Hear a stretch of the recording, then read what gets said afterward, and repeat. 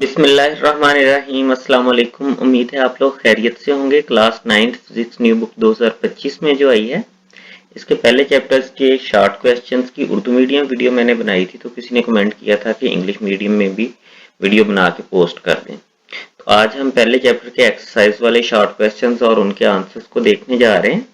पहला क्वेश्चन है, can a non physical quantity be measured? क्या एक नॉन फिजिकल क्वांटिटी को मेजर किया जा सकता है? If yes then how? अगर किया जा सकता है तो कैसे? Yes, a non physical quantity can be measured. जी हाँ, एक नॉन फिजिकल क्वांटिटी को मेजर किया जा सकता है, but it is difficult to express it in numerical terms. लेकिन इसको जो है नंबरों की शक्ल में न्यूमेरिकल टर्म में एक्सप्रेस करना मुश्किल होता है।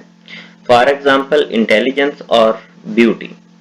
इंटेलिजेंस जो है वो आईक्यू लेवल से जैसे मेजर की जाती है, और beauty can be measured using scaling. Scaling के जरिए मतलब कि ग्रेडिंग करके इसको मेजर किया जा सकता है, और ranking methods such as exam scores और visual rating systems. Exam score जो है वो भी नॉन फिजिकल क्वांटिटी होती है। एग्जाम में जो हमारे नंबर आते हैं, उसके अलावा जो कलर की पेंट के कलर हम लेते हैं उनके लिए भी शेड कार्ड वगैरह बने होते हैं, तो वो भी मेजरिंग की होती है। तो एक शेड कार्ड पर मुख्तलिफ रंगों की ग्रेडिंग की हुई होती है। क्वेश्चन नंबर 2 है, what is measurement? Name its two parts. Measurement क्या होती है? इसके दो हिस्सों के नाम लिखें। Measurement is the comparison of the size, length, weight, time और any other physical property of an object with a defined standard unit. Measurement जो है वो किसी भी चीज के साइज, लंबाई, वजन, वक़्त या दीगर जो है फिजिकल प्रॉपर्टीज उसकी, उनका एक मखसूस जो नुमाइश है उसके साथ कंपैरिजन करके की जा सकती है। It's two parts are numerical value and unit. Numerical value indicates the size और मैग्नीट्यूड ऑफ द क्वांटिटी। ये क्वांटिटी जो भी है हमारे पास मिकदार, उसका साइज या मैग्नीट्यूड बताती है। और यूनिट जो है, unit indicates the standard used in measurement. Unit ये जाहिर करता है कि कौन सा स्टैंडर्ड यूज किया गया है, किस चीज के साथ कंपैरिजन किया गया है। Why is it necessary to fix a unit for measuring a quantity? किसी क्वांटिटी की मेजरमेंट या पैमाइश के लिए एक यूनिट का होना क्यों जरूरी है? It is necessary to fix a unit. एक यूनिट मुकर्रर करना जरूरी होता है, so that measurement remain uniform and different people can understand a quantity in the same way. ताकि मेजरमेंट जो है वो एक जैसी रहे हर जगह पर, और मुख्तलिफ लोग जो है वो उसको एक ही तरह से समझें, मतलब मुख्तलिफ लोगों के लिए वो सेम हो। विदाउट अ स्टैंडर्ड यूनिट, एक स्टैंडर्ड यूनिट के बगैर, everyone would use their own methods. हर कोई अपना अपना तरीका इस्तेमाल करेगा फॉर मेजरमेंट, मेजरमेंट के लिए, लीडिंग टू कंफ्यूजन, जिससे कंफ्यूजन पैदा होगी, एंड मिसअंडरस्टैंडिंग, और मिसअंडरस्टैंडिंग पैदा होगी। Right the names of 3 base quantities and 3 derived quantities. Base quantities में हमारे पास लेंथ, टाइम एंड मास है। लेंथ का यूनिट मीटर है, टाइम का यूनिट सेकंड है, और मास का यूनिट किलोग्राम है। ड्राइव्ड क्वांटिटीज में यहाँ पे 3 एग्जांपल्स मैंने दी हैं वेलोसिटी, एक्सेलरेशन एंड फोर्स की। वेलोसिटी का यूनिट मीटर पर सेकंड है, एक्सेलरेशन का यूनिट मीटर पर सेकंड स्क्वायर है, और फोर्स का यूनिट न्यूटन है। Which SI unit would you use to express the height of your desk? अपने डेस्क की जो ऊंचाई है उसको एक्सप्रेस करने के लिए, उसको बयान करने के लिए हम कौन सा यूनिट यूज करेंगे? I would use the SI unit metre.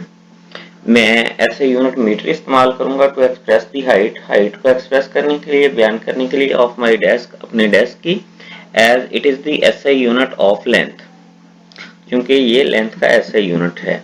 Right the names and symbols of all base units. तमाम बेस यूनिट्स के नाम और उनके सिंबल लिखें। तो ये बेस यूनिट, उनके नाम और सिंबल लिखे हुए हैं। क्वांटिटी लेंथ, इसका यूनिट मीटर है, एम से इसको रिप्रेजेंट करते हैं।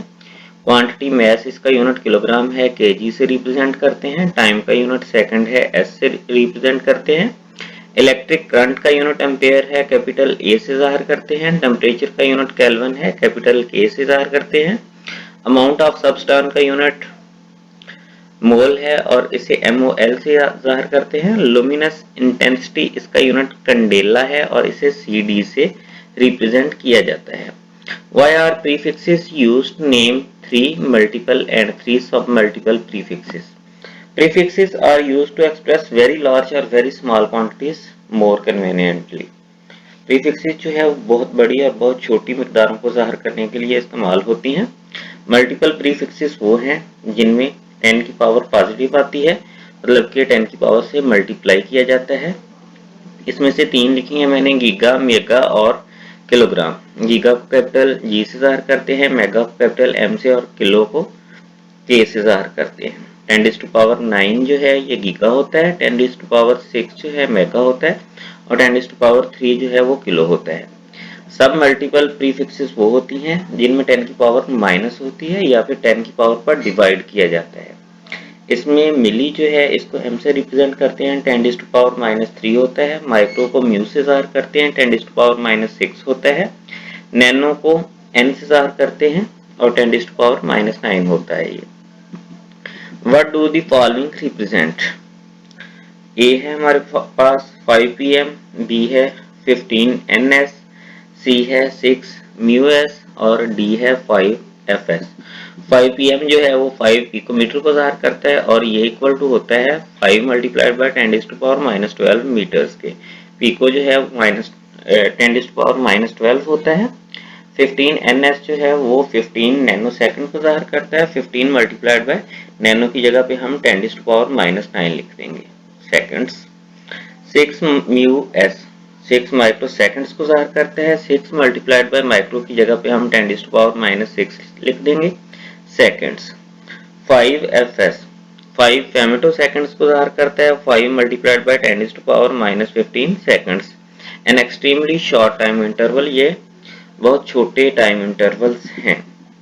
What is a vernier calliper used for? Vernier calliper को किस लिए इस्तेमाल किया जाता है? It is used for measuring small objects. इसको छोटे अजसाम की नुमाइश के लिए इस्तेमाल किया जाता है। सच एज विड्थ, जैसे कि चौड़ाई, थिकनेस मोटाई, इंटरनल एंड एक्सटर्नल डायमीटर्स, बैरूनी और अंदरूनी कतर, एंड डेप्थ और गहराई मापने के लिए। Its least count is 0.1 millimetre. इसका लीस्ट काउंट जो है वो 0.1 मिलीमीटर होता है। Meaning it can measure accurately up to 0.1 mm। इसका मतलब ये है कि ये 0.1 mm तक एक्यूरेटली मेजर कर सकता है। What are its two main parts? इसके दो मेन पार्ट्स कौन से हैं? इसके दो मेन पार्ट्स मेन स्केल और वर्नियर स्केल हैं।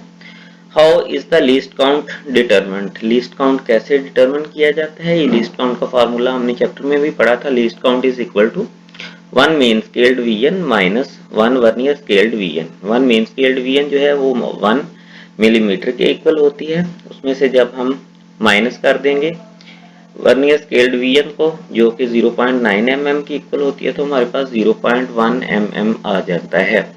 What is meant by zero error? Zero error से क्या मुराद होता है? When the vernier caliper is fully closed, जब वर्नियर कैलिपर जो है वो मुकम्मल तौर पर बंद किया हुआ हो, and the zero marks on the main and vernier scales do not coincide, और वर्नियर और मेन स्केल के जीरो जो हैं वो कोइंसाइड ना हो, आमने सामने ना हो, there is a zero error, तो वहां पर एक जीरो एरर होता है, विच कैन बी पॉजिटिव और नेगेटिव, जो पॉजिटिव या नेगेटिव हो सकता है। नंबर 10 है what is the least count and vernier scale reading in figure 1.17। Figure 1.17 में लीस्ट काउंट और वर्नियर स्केल रीडिंग कितनी है and what length does it show, और इसमें कितनी लेंथ दिखाई गई है। लीस्ट काउंट वही जो फार्मूला हमने ऑलरेडी पढ़ा हुआ है, 1 millimetre minus 0.9 millimetre is equal to 0.1 millimetre, इसका लीस्ट काउंट है। मेन स्केल रीडिंग अगर हम शक्ल में देखें तो 2.6 से थोड़ा सा आगे है रीडिंग हमारी, 2.6 हो जाएगी main scale reading.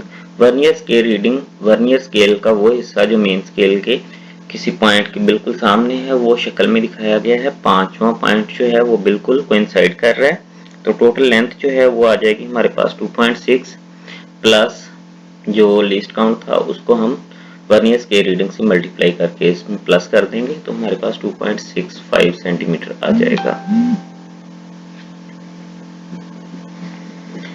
In the figure 1.18 शक्ल 1.18 में which reading among A B and C is correct and Y?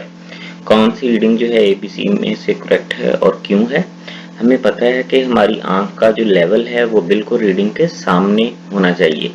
Reading be 6.0 centimetre is correct. Reading be 6.0 centimetre जो है वो करेक्ट है बिकॉज while taking measurement, क्योंकि जब हम मेजरमेंट ले रहे होते हैं, the eye should always be positioned perpendicularly, आंख जो है वो अमूमन ऊपर होनी चाहिए and directly in front, और बिल्कुल सामने होनी चाहिए of the measuring point, जिस पॉइंट की हम मेजरमेंट कर रहे हैं, to avoid parallax error, ताकि parallax error ना आए।